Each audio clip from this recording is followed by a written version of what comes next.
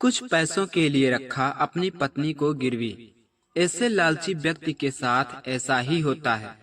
जी हाँ दोस्तों, एक नगर में एक सेठ रहता था जो बहुत ही शातिर, चतुर और होशियार था, लेकिन सिर्फ पैसों के लिए। क्योंकि वह सेठ इतना कंजूस था कि चंद पैसों के लिए कुछ भी कर सकता था। उसकी एक दुकान थी जो नगर के बीचों बीच चौराहे पर था। बीचों बीच चौराहे पर होने की वजह से कंजूस सेठ की दुकान पर खूब भीड़ लगती थी और बिक्री भी खूब होती। लेकिन वहीं पर कंजूस सेठ के बगल में एक और दुकान थी जो ग्राहकों के मामले में सबसे अधिक था।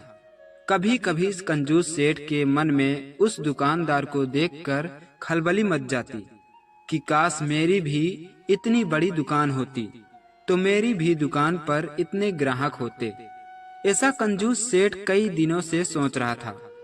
एक दिन सेठ एक साहूकार के पास गया और साहूकार से भारी भरकम ब्याज पर खूब सारे पैसे लेकर अपनी दुकान में लगा दिया। एक दो दिन तक सब कुछ सही चल रहा था। सेठ भी बहुत खुश था। अचानक एक रात में ही बाजार का भाव गिरने लगा और सभी चीजों का दाम घट गया और देखते ही देखते सेठ को भारी नुकसान होने लगा। दुकान में जो माल उसने ऊंचे दामों पर खरीदा था वो अब कौड़ियों के भाव बिकने लगा। ग्राहक भी कम होते चले गए क्योंकि लोग अब सस्ती दुकानों की तरफ मुड़ गए। साहूकार ने तय दिन पर अपना कर्जा मांगा, लेकिन सेठ के पास लौटाने के लिए पैसे नहीं थे। साहूकार ने कहा, अगर पैसे नहीं दे सकता तो कुछ गिरवी ही रख दे। सेठ ने लालच और डर के चलते वो किया जो कोई सोच भी नहीं सकता। उसने अपनी पत्नी को ही गिरवी रख दिया, जो कोमल नाजुक हाथ और शीशे जैसी चमकने वाली अपनी बीवी को साहूकार के हवाले कर दिया। साहूकार ने जब सेठ की पत्नी को देखा तो वह उस पर मोहित हो गया और खुशी खुशी उसे अपने घर ले गया। इधर कंजूस सेठ अपने पैसे के लिए छटपटाने लगा। जब दिन रात पैसा पैसा चिल्लाता चिल्लाता थक गया, तब सेठ को अपनी पत्नी की याद आई। कंजूस सेठ सोचने लगा कि मैंने अपनी पत्नी को गिरवी रखकर बहुत गलत किया। पता नहीं वह साहूकार मेरी पत्नी के साथ कैसा बर्ताव करता होगा।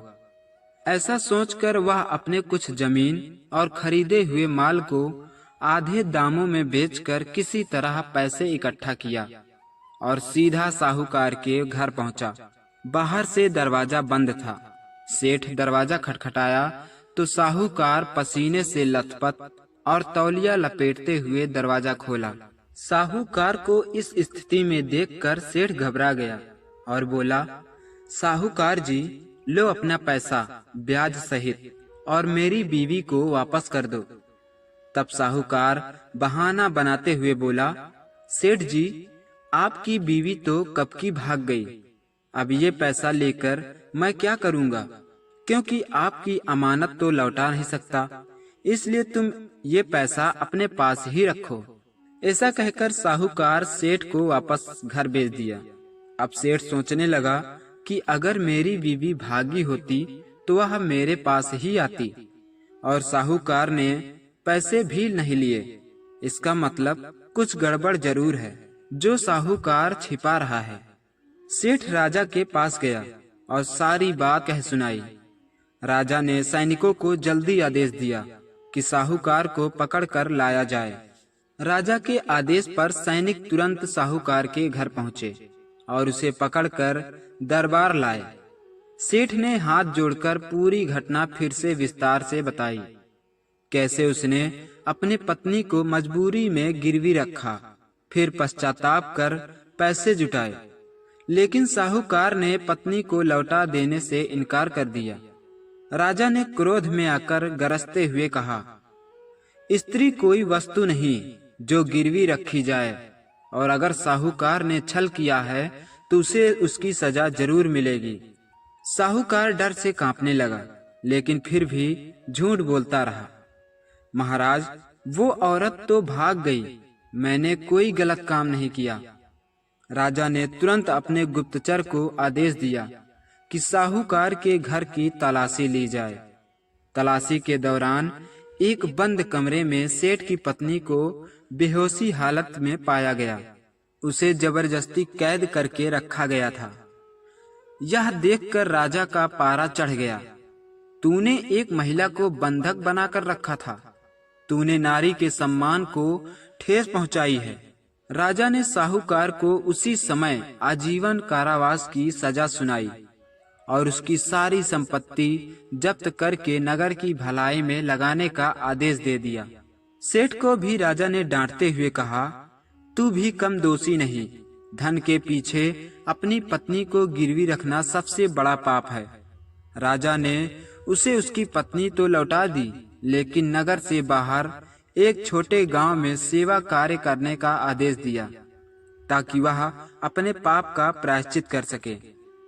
सेठ की पत्नी ने दरबार में हाथ जोड़कर कहा, महाराज, मेरी विनती है कि मेरे पति को दंड जरूर मिले, पर मैं भी उनके साथ गांव जाना चाहती हूँ।